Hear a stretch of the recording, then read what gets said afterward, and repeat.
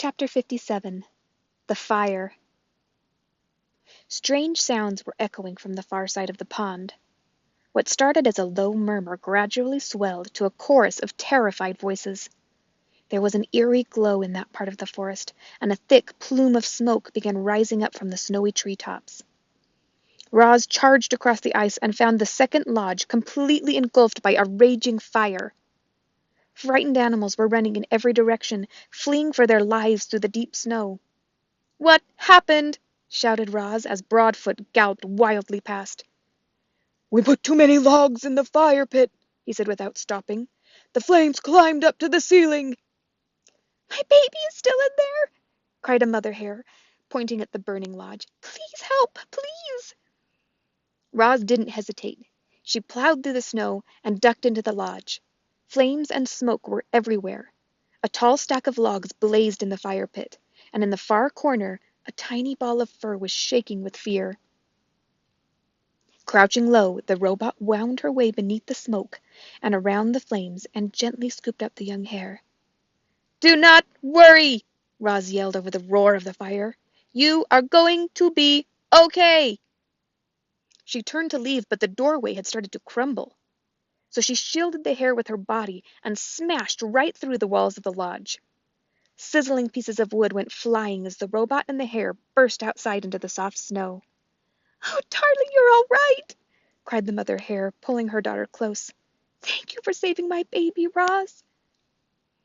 Now that everyone was safely away, the robot turned her attention to putting out the fire. Her glowing eyes darted around as she computed a plan. Then, with all the strength in her legs, the robot launched herself high into the snowy branches of the nearest pine tree. A moment later, the tree was shaking violently, and heaps of snow were sliding from its branches and pouring onto the flames like an avalanche. Steam hissed up through the smothering mounds of snow. The flames quickly died, and the snow quickly melted, and within minutes, all that remained was the charred foundation of the log. Roz dropped down from the tree and waited as the frightened animals slowly returned. Then she said to them, "Would you like another lodge?"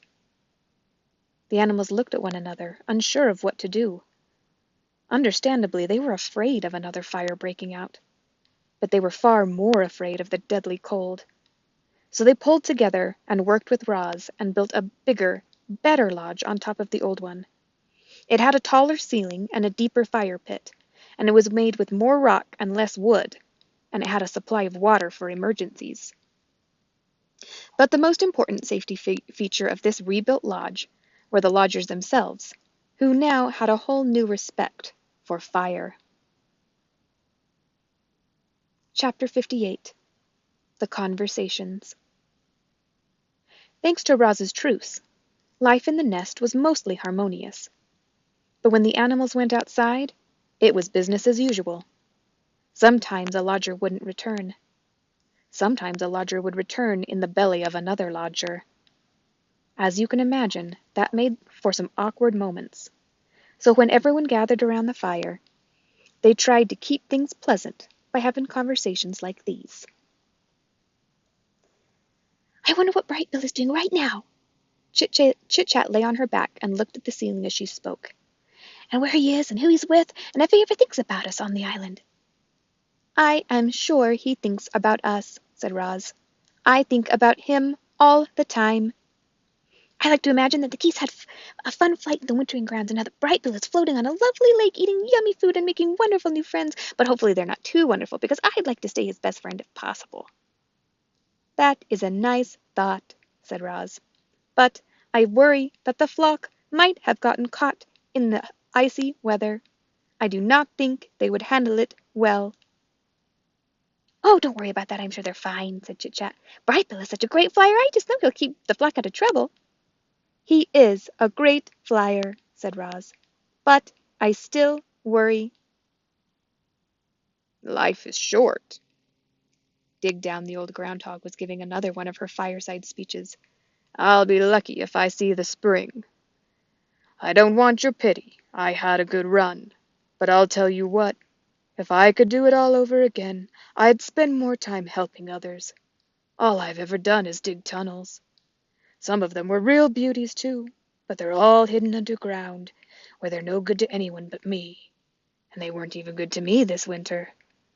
Now, the beavers, they have it all figured out. They built that beautiful dam, which created a lovely pond that made all our lives better. That must feel mighty good. The beavers made our lives better in another way, said Fink. They taught Roz how to build. Ain't that the truth, said Digdown. Roz, you must have saved half the island with your lodges. And to think we used to call you a monster.